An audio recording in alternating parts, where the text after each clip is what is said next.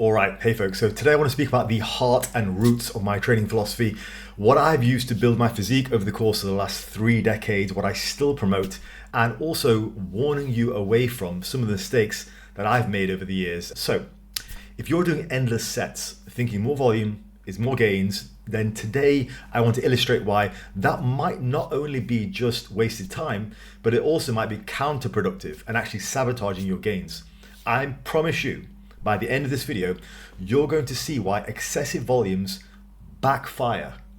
They're not just a waste of time, but they're actually counterproductive.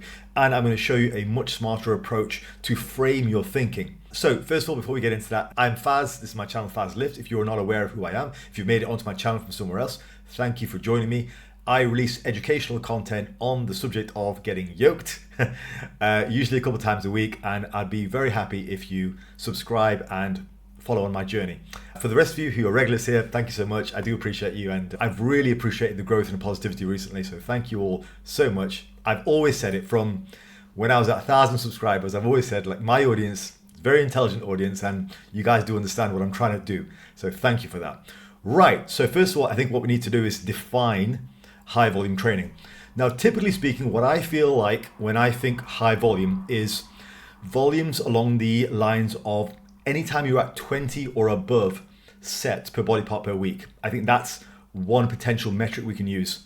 Now, if you think about it, 20 sets per body part, what are we looking at? Around about 9 major body parts to factor in. 20 times 9, what have we got there? 180. If you're training 5 days a week, that's 36 sets a session. 36 working sets. That's a lot. So if you are doing 20 sets per body part per week, that's 36 sets per session. And that's if you're training 5 days a week.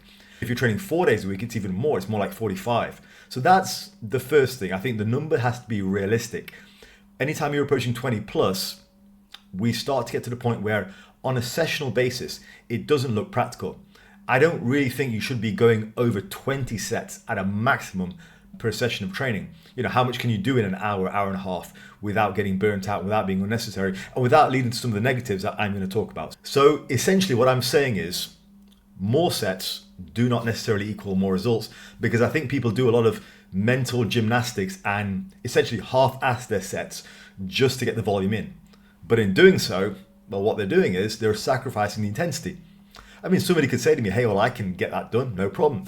Superset this, restrict rest periods there.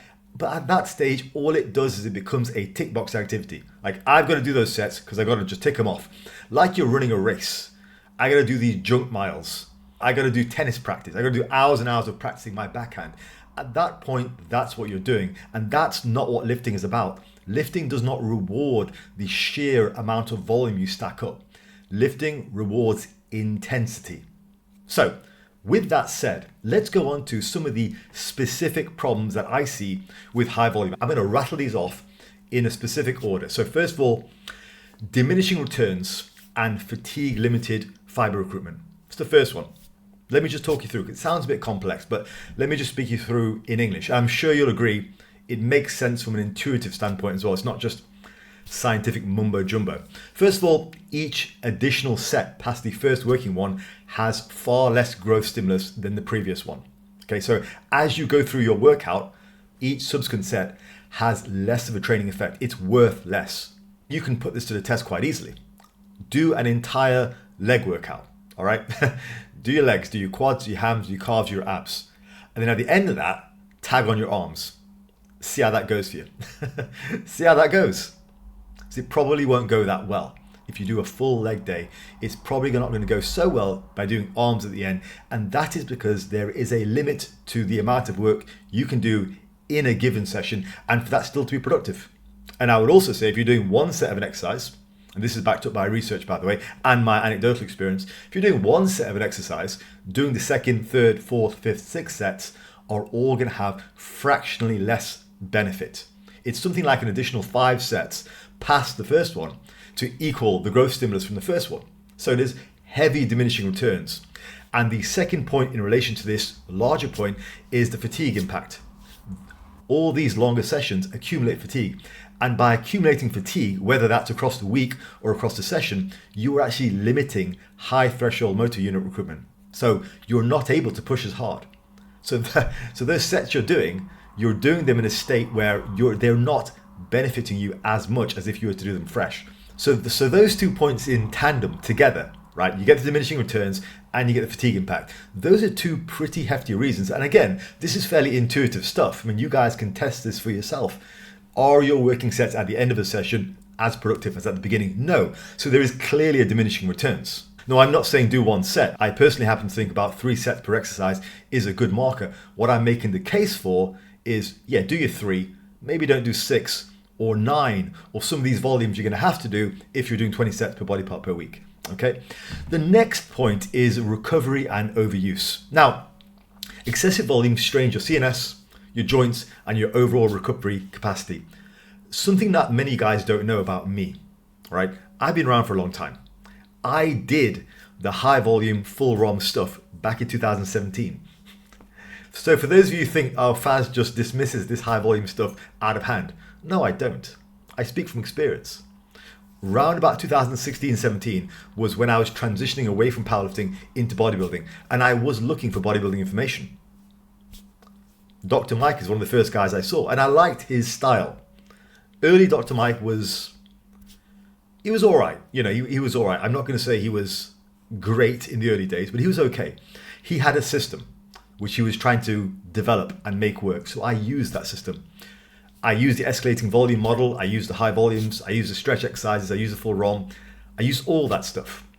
You know, we're talking almost 10 years ago now. What happened? I got hurt. At the time, I tore my hamstring. I also tore a pec. Not major tears, but you know, it was enough to warn me off doing this stuff again. So I speak from a good level of experience here. I'm not dismissing this stuff out of hand. I'm trying to warn you away from the mistakes I've already made. Like, yeah, if you're 25 something, sure, go ahead. But don't think you're right. You're getting away with stuff because of your youth. Not because you found some secret hack. People were doing all this bullshit 30 years ago. And still getting hurt. Don't think the volume is the answer here. It's your youth is the answer if you're not getting hurt yet, or your luck. It will happen, trust me. Do more sensible volumes. Don't try and be the contrarian for no reason. Many lifters that I speak to on my consultations or new clients I get through, they are stuck in perpetual pain. I onboarded a client just about a month ago, actually. Super good dude, really nice guy, John. John, if you're listening, hello. He had a number of injuries following this RP approach. He was living with consistent elbow pain, just all the time. As of today, all those problems are gone, and he's stronger and more muscular than he was when he started. That is the power of good coaching, sensible volumes, and a good experience-based routine. So that's the second point, recovery and overuse. Don't let that be you. Third point is, and this is a point which I have still not had an answer from, edema and cell swelling versus real hypertrophy. Now, I will say this. I had a conversation with one of the researchers who was actually on the Pelin meta-regression recently. And I was asking him some questions in DMs, and he was perfectly accommodating. And he kept repeating the same line. He's like, people are overplaying the results and we just need to take a moderate stance and all that kind of stuff. All the good stuff, all the evidence guys say. And then I asked him the question. I dropped the bomb and asked him the question very politely, but I asked him the question. And I said to him, well, if that's the case, what is your explanation for why the strength and size relationship seemingly breaks off at higher volumes? What happens? Why is the data suggesting you just keep getting bigger into the stratosphere, but the strength gains stop at 6 to 8 sets? What is the mechanism? Don't tell me what's happening in the study. What is the mechanism? What is your actual explanation? And he refused to answer. He just left me on red. We were all friendly up until that point. I asked him to speculate. My personal experience is this is the conversations I'm having with these guys. Nobody to date has still answered my challenge to specify what are the actual mechanisms for why all of a sudden you're not gaining any strength when you're adding contractile muscle tissue. Greg Knuckles tried it and it was a very, very poor attempt. He knows it was a poor attempt. I know it was a poor attempt. That's one of the reasons why he got so emotional in his letter. It was a poor attempt. He was pulling on people's heartstrings, but it was a poor scientific attempt. He made some vague comment about the size-strength relationship by suggesting that strength and size aren't always connected because you can get stronger and not see the matching size relationship. But that's not what I was saying. I was saying, how is it you get bigger without getting stronger? No one's yet answered that. He's not answered that. This other guy I spoke to, who I won't name because it was in DMs, he's not answered that. He was on the meta regression. Pac's not answered that either. All he does is seem to make fun of it. All I get when I ask these researchers this question is just diversions and just ridicule. That's it. There is no actual answer. So until somebody disproves the edema thing, I believe this is the case with the high volume stuff. That's all we're seeing is edema because no one has provided me with an actual scientific explanation, apart from just saying, well, look at the study, that's what the data is. That's not good enough. We need to know what's going on. And you can't just say fatigue mass performance. That is stupid. It's a moronic statement. Completely. Like, when was the last time you were so tired, you just lost tons of strength and you were building lots of muscle? Doesn't happen. So all the high volume stuff is just cell swelling and nobody has disproven that yet. What is the mechanism? There is no strong rebuttal. As far as I'm concerned, Occam's razor. When no other answer makes sense, pick the simplest answer, and that is more than likely just swelling. It's not permanent contractile growth. And listen, I will change my stance, but the more I look into this, the more dead ends I see, and that makes me suspicious. Why is nobody answering my question? Why can nobody answer my question? Right, the next reason for why high volume is going to waste your time is junk volume. Sets that no longer provide a meaningful growth stimulus but do contribute to fatigue. That's what junk volume is. Just endless sets and sets and sets. It is not only a waste of time, it is also counterproductive. It raises your risk of injury, it wastes your time, it makes recovery harder, all for what are minimal gains which seem to just be cell swelling anyway. So what's the point? And finally, what I want to say is mental pullback and practical constraints. Mental intensity drops when you know you've got 20, 30, maybe 45 sets in a session. That can cause you to hold back early on. It's far easier to go all out for 10 focus sets than 25. This is just human nature. If your boss gives you 3 tasks to do for the week, you're going to have a much better time at executing those tasks than your colleague who gets 30 tasks to do of equal length. Who's going to be able to put more time and energy into each task? Well, clearly it's going to be you. This is true for any endeavor. No matter how hardcore you are setting yourself up for failure if you just lay out a whole bunch of these sets you've got to do per session, because you're not going to be able to deliver that same intensity. And the more you subconsciously pace yourself, the more you will reduce your motor unit recruitment. So I personally feel marathon sessions can be impractical and demotivating, and they will lower adherence over time. So let's stick to sensible amounts. Right, so I've covered so far the reasons why high volume is going to be counterproductive and why you should avoid it as a thought process. Now, let's talk about my actual practical recommendations for you. What should you do for the best balance of gains over time? I personally think you should have a balanced volume range. As I've been saying, something along the lines of 6 to 16 sets per muscle group per week is typically more than sufficient. At the lower end, 6 to 10 sets is fine. And again, if we just do some napkin math on that, let's say you work out 4 days a week, all right? And you do a maximum of 15 sets per session, okay? So that is 60 sets. Now divide that by 9, it's about 6 sets. So that means we can do about 6 to 7 sets per body part per week and restrict our overall workout length to 15 sets per session, which is a good sensible amount. That works out. To me, that is right in the pocket of those 6 to 8 sets. So you don't need a lot per session. And at the higher end, if you do 12 to 16 sets, yeah, you know, that may suit the intermediates who need a bit more practice for certain exercises, particularly like the bench or the overhead press. And that's fine. But again, you've got to make room for that. You know, you may want to do that as part of a specialization. But again, you know, even for specialization cycles, I've heard people defend 52 sets for specialization. Just think about that for a second. Who is doing 52 sets for specialization? Who? Let's say we got 8 body parts who are going to be at 10 sets per body part per session. So we've got 80. Then we've got that one final body part which you're specializing on. And we're going to do 52 sets for that. So that's 132 sets. Now divide that by 5 sessions a week, that's 26 sets. So even when people say to me, oh, the high volume studies are only useful for showing you how to specialize, just think about what you're saying. Who does that? Who really does that? No one. Because no one believes in it. Because it's BS. So optimal volume and intensity for me, I think the best trade-off is 6 to 16 sets.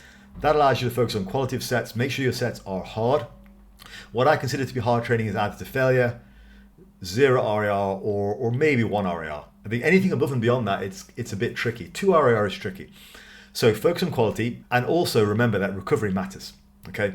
So I want to give you some practical tips and some examples. Tip 1, log your lifts to ensure you're adding weight and reps over time, not just your sets. Okay. Progression is super important. Like, we need to be getting stronger. That has to be the method and the outcome that we use to induce hypertrophy.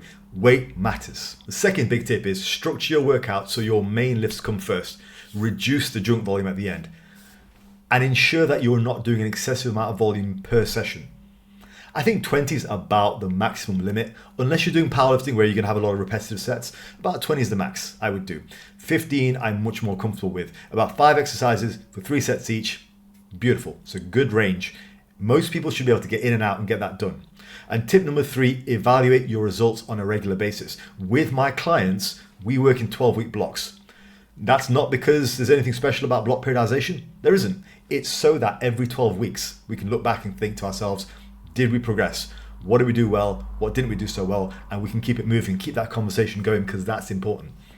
So to recap, higher volumes can lead to fatigue-limited fiber recruitment, excessive edema-driven gains, which leads to suboptimal hypertrophy, and which leads to suboptimal recovery, and it can also cause you to mentally pull back. So if you found this breakdown useful, hit subscribe, and also for tailored coaching, check the link below. Let's talk about coaching. All right, guys, I really hope that was useful, and I really hope I pulled some of you away from the ledge of high volume, because this gimmick has been around for decades. Ultimately, it's still counterproductive. Not a fan of it. It doesn't work. All right, guys, I'm going to call it there. You have a good week. All the best.